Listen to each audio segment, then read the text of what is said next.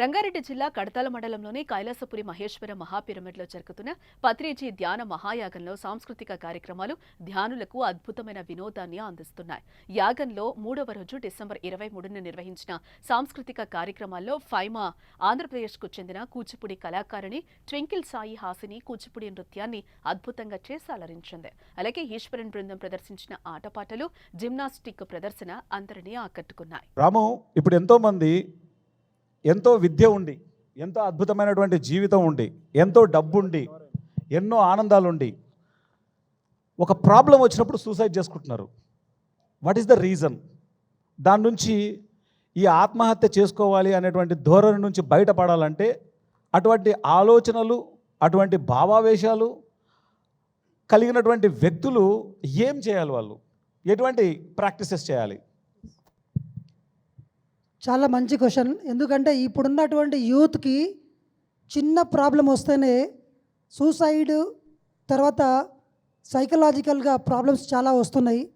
ఇప్పుడున్నటువంటి టెక్నాలజీ యుగంలో వితిన్ సెకండ్లో ఇన్ఫర్మేషన్ మన దగ్గరకు వచ్చి మన మైండ్లోకి విపరీతమైనటువంటి ఎమోషన్స్ అంతా కూడా డంప్ అయిపోయి ఎమోషనల్ ఇంబ్యాలెన్స్ అవుతుంది. ఫస్ట్ పాయింట్ ఎందుకు వస్తుంది అంటే లోపల వచ్చే ఎమోషన్ని కంట్రోల్ చేయలేక వీఆర్ ట్రయింగ్ టు ఎస్కేప్ కావాలంటే ఏం చేయాలా? ఇంకెక్కడికి పోలేము, చచ్చిపోతే అయిపోతుంది కదా, ఈ ప్రాబ్లమ్స్ అన్నీ పోతాయి కదా అనుకుంటున్నారు.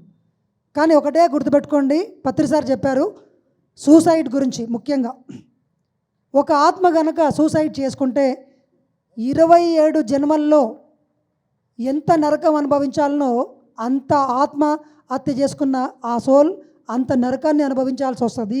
రంగారెడ్డి జిల్లా కడతాల మండలంలోని కైలాసపురి మహేశ్వర మహాపిరమిడ్లో దిగ్విజయంగా జరుగుతున్న పత్రిజీ ధ్యాన మహాయాగంలో వివిధ అంశాలపై నిర్వహిస్తున్న పానల్ డిస్కషన్ కార్యక్రమం అద్భుతంగా కొనసాగుతోంది. పత్రిజీ ధ్యాన మహాయాగంలో 3వ రోజు డిసెంబర్ 23న నిర్వహించిన పానల్ డిస్కషన్లో PMC managing director Anand, pyramid spiritual trust Hyderabad chairman Vijayabhaskar Reddy, senior pyramid master OU Ramu, quantum life university Pavan, Gurusthan వ్యవస్థాపకులు పేరం నాగేంద్ర పాల్గొని తమ సందేశాలిచ్చారు. యువత దురలవాట్లకు బానిస అవుతూ ఉండడం పట్ల, చిన్న సమస్యలకే ఆత్మహత్యలకు పాల్పడుతూ ఉండటం పట్ల ఆందోళన వ్యక్తం చేశారు. భవిష్యత్తులో యువత కోసం మరిన్ని కార్యక్రమాలు చేపట్టాలని నిర్ణయించారు. అలాగే తమ ధ్యాన అనుభవాలను బ్రహ్మర్షి పత్రిజీతో తమకు గల అనుభవాలను తెలియజేశారు. జ్ఞానం ఉన్నవాడేమో అని చెప్పేసి రకరకాల కారణాల వల్ల పక్కన వాళ్ళతో మాట్లాడాలని ఆలోచించే తరుణంలో ఉండేవాడిని. అలాంటి తరుణంలో నేను హైదరాబాద్లో ఒక యానిమేషన్ స్టూడియోలో ఉన్నప్పుడు అప్పట్లో పిరమిడ్ మాస్టర్ వైవి రామారావు గారని ఆయన నాకు ధ్యానం చెప్తూ ఉండేవాళ్ళు. ధ్యానం చెప్పిన ప్రతిసారి కూడా ఇరిటేషన్ అనిపించేది. ఏంటి మేమేదో యానిమేషన్ చేద్దామనేసి ధ్యానం అంటాడని చెప్పేసి ఆయన్ని హేళన చేస్తూ ఉండేవాళ్ళము. అదే సమయంలో మీరు మాంసాహారం మానేసేయండి, శాకాహారిగా మారండి అని చెప్తుండేవాళ్ళు. అయినా కూడా మాకు ఆయన పట్ల ఒక రకమైన వ్యతిరేకత భావన ఉండేది. అలా నడుస్తున్న తరుణంలో ఒకానొక రోజు నా జీవితంలో జరిగిన ఒక చిన్న సంఘటన, నాకు అప్పటి వరకు ఆత్మనిర్ణీత భావం వల్ల ఏ చిన్న సందర్భం ఏర్పడినా నేను ఎప్పుడు చనిపోవాలన్న ఆలోచనే మొట్టమొదట కలిగేది. అలాంటి తరుణంలో ఒక చిన్న సందర్భం జరిగినప్పుడు ఆ రోజు చనిపోదామని ఆలోచన రాలేదు. ఆ వైవి రమణ గారిని కలవాలి అనే ఆలోచన వచ్చింది. ఆలోచన వచ్చిన వెంటనే ఆయన వెళ్ళి కలిసినప్పుడు ఆయన చెప్పారు నాకు, నువ్వు ఇక ఇంత చిన్న విషయానికి ఇంత బాధపడుతున్నావు, నువ్వు కోళ్ళు మేకలు కోసుకు తినేస్తావు అని చెప్పేసి నన్ను ప్రశ్నించారు. ఆ కోస్తున్న కోళ్ళు కోస్తున్న మేకలో నిన్ను ఊహించుకో, లేకపోతే నీకు ఇష్టమైన వాళ్ళు ఊహించుకో అని చెప్పేసి. ఆ క్షణం నేను కళ్ళు మూసుకుని ఊహించుకున్నప్పుడు నాకు చిన్నప్పటి నుండి మంచోడనే భావన ఉంది. మా ఊర్లో అందరూ రాముడు మంచివాళ్ళు లెక్క నన్ను చూసేవాళ్ళు. కానీ ఆ మోగ జీవన సంపత్తి తింటున్నప్పుడు ఎప్పుడూ నాకు ఆలోచన రాలేదు. ఆ క్షణం నాకు అనిపించింది ఒకటే, ఇన్ని సంవత్సరాలు మంచితనం అనే ముసుగేసుకుని ఒక రాక్షసులాగా జీవించాను అనిపించింది. ఆ క్షణం నేను శాకాహారిగా మారాను.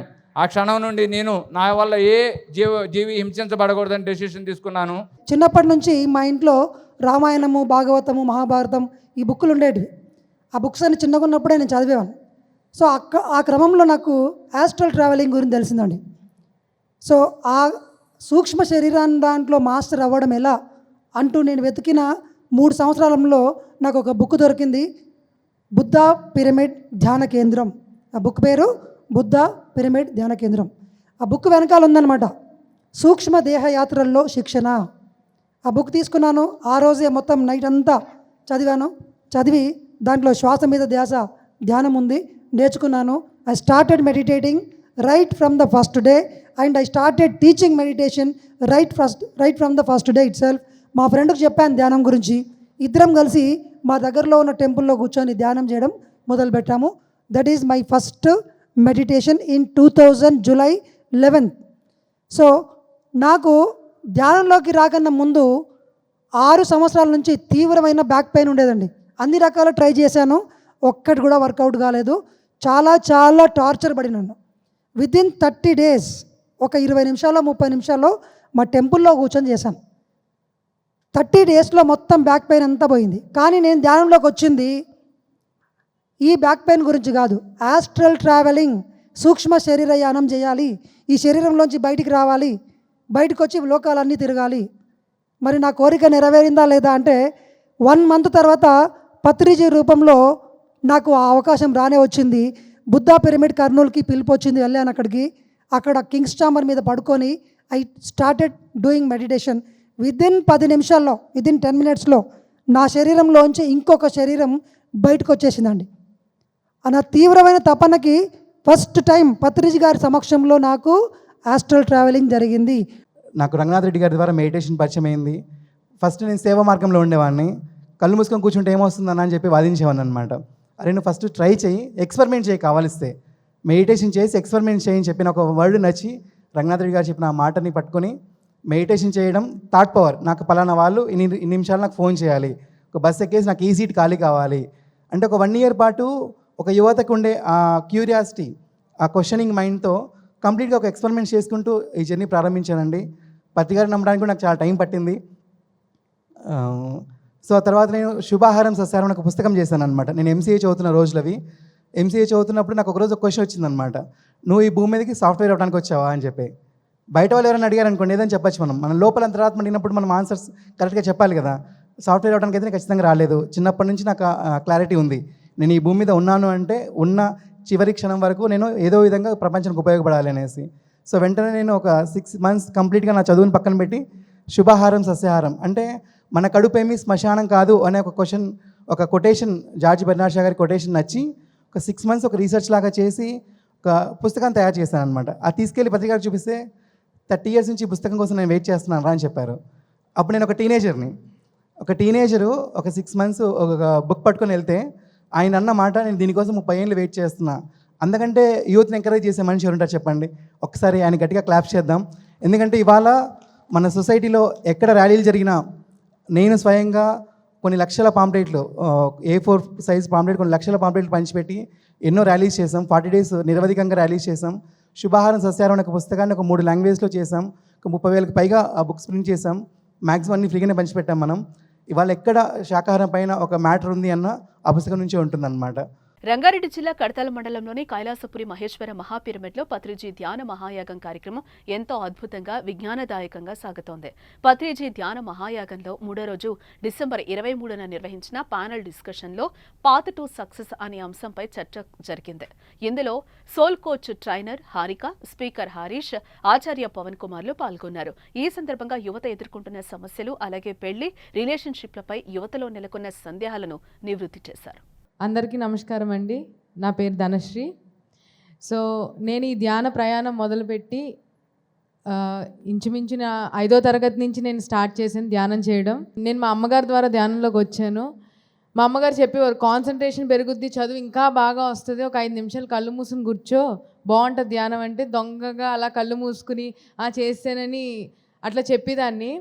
ఒక 5 నిమిషాలు కూర్చోవడం కూడా చాలా కష్టంగా అనిపించింది. ఎందుకంటే ఆ వయసులో అలా కళ్ళు మూసి కూర్చోవడం, ఏ వయసులో అయినా కళ్ళు మూసి కూర్చోవడం కష్టమే. ఎందుకంటే కళ్ళు తెరిచి ఎంతసేపు అయినా మనం అలా చూస్తూ ఉంటాం, కానీ కళ్ళు మూసుకుని ఒక దాని మీద ధ్యాస పెట్టాలంటే చాలా కష్టం అది.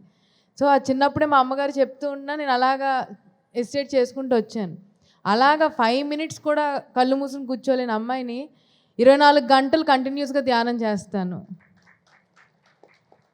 చేశాను.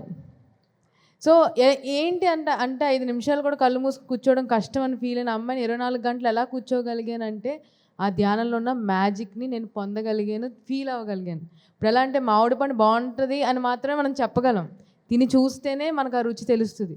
అలా ధ్యానం కూడా అలా చిన్నప్పటి నుంచి ధ్యానం చేస్తూ ధ్యానం ఎన్వైర్న్మెంట్లోనే పెరిగాను, ధ్యానులతోనే పెరిగాను. ఇంక వేరే ప్రపంచం అంటూ తెలీదు. ధ్యానం, ధ్యాన సేవ, ఇంక ఇదే ఒక ప్రపంచం. అయితే అప్పటి వరకు ఏదో ధ్యానం చేస్తున్నాను, ఇంట్లో బాగుంది, అంతా హ్యాపీ, అంతవరకు అయిపోయింది.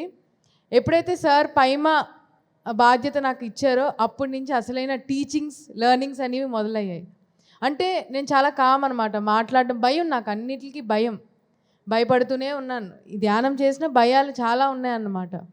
సో ఎప్పుడైతే నేను సేవ చేయడం, పైమా ద్వారా నేను సేవ చేయడం స్టార్ట్ చేశానో, జీరో నుంచి హీరోలా ట్రాన్స్ఫర్ అయ్యాను బికాస్ ఆఫ్ సేవ. తేనె వేడి నీళ్ళు, చాలామంది తేనె వేడి నీళ్ళు నిమ్మకాయ రసం తాగితే ఆరోగ్యానికి మంచిది అని అనుకుని తేనె వేడి నీళ్ళు నిమ్మకాయ రసం కలిపి తాగుతుంటారు. తేనెని వేడి చేయకూడదు, వేడి నీటిలో కలపకూడదు, వేడి పదార్థాలతో నంచుకోకూడదు. వేడి ఇడ్లీ మీదో వేడి చపాతీ మీదో తేనెని వేసి తినకూడదు. తేనెని వేడి చేయడం ద్వారా దాని స్ట్రక్చరల్ చేంజెస్ రావడం ద్వారా హానికరమైనటువంటి మార్పులు కెమికల్గా జరుగుతున్నాయి. కాబట్టి అలా చేయడం, ఈవెన్ ప్యూరిఫై చేయడానికి కూడా తేనెని వేడి చేసి ప్యూరిఫై చేసేవారు ఇదివరకు. అలా చేయకూడదు. ఈ రోజున మనకి రా హనీ అని దొరుకుతుంది, డైరెక్ట్గా అలా పిండి తీసిన హనీ అనమాట. అటువంటి హనీని మాత్రమే వేడి చేయకుండా తీసుకోవాలి. వేడి నీళ్ళు చాలా మంచివే, తేనె చాలా మంచిదే. ఇవన్నీ ఎందుకు అనేది డీటెయిల్గా మేము ఏదైతే 7 రోజుల ఆయుర్వేద యోగ శిక్షణ సప్తాహం అనే 7 రోజుల ఉచిత శిబిరం నడుపుతామో అందులో చాలా డీటెయిల్డ్గా సైంటిఫిక్ రీజన్స్తో సహా ఎక్స్ప్లెయిన్ చేస్తాం. మీకు జస్ట్ గ్లింప్స్ ఇస్తున్నాను అనమాట. ఇలాంటివి 19 బ్యాడ్ కాంబినేషన్స్ ఉన్నాయి. సుమారు 1000కి పైగా ఎగ్జాంపుల్స్ ఉన్నాయి. మనం తినేటువంటి వాటిల్లో కలుపుతున్నటువంటి 2-3 పదార్థాలని కలపకూడనటువంటివి. Cooked food and uncooked food, వండిన పదార్థాలు వండని పదార్థాలు కలిపి తీసుకున్నప్పుడు చాలా చాలా ఇబ్బంది పడుతుంది శరీరం. వండిన పదార్థాలని అరిగించుకోవడానికి కావాల్సిన డైజెస్టివ్ జ్యూసెస్ వేరేగా ఉంటాయి, వండని పదార్థాలను అరిగించుకోవడానికి కావాల్సిన డైజెస్టివ్ జ్యూసెస్ వేరేగా ఉంటాయి. రెండింటిని మిక్స్ చేసినప్పుడు ఒకటి అరుగుతుంది, ఒకటి అరగదు, దానివల్ల టాక్సిన్స్ తయారవుతాయి. అలాగే చల్లటి పదార్థాలు, వేడి పదార్థాలు, హాట్ బిర్యానీతో chilled coke bad combination. Hot tea తాగే ముందు కోల్డ్ వాటర్ తాగేసి వేడి టీ తాగారు, బ్యాడ్ కాంబినేషన్. ఎక్స్ట్రీమ్ టెంపరేచర్స్ ఉన్నటువంటి 2 పదార్థాలని కలిపి తీసుకోకూడదు. ఇలా చెప్పాను కదా, సుమారు 1000కి పైగా ఎగ్జాంపుల్స్ ఉన్నాయి.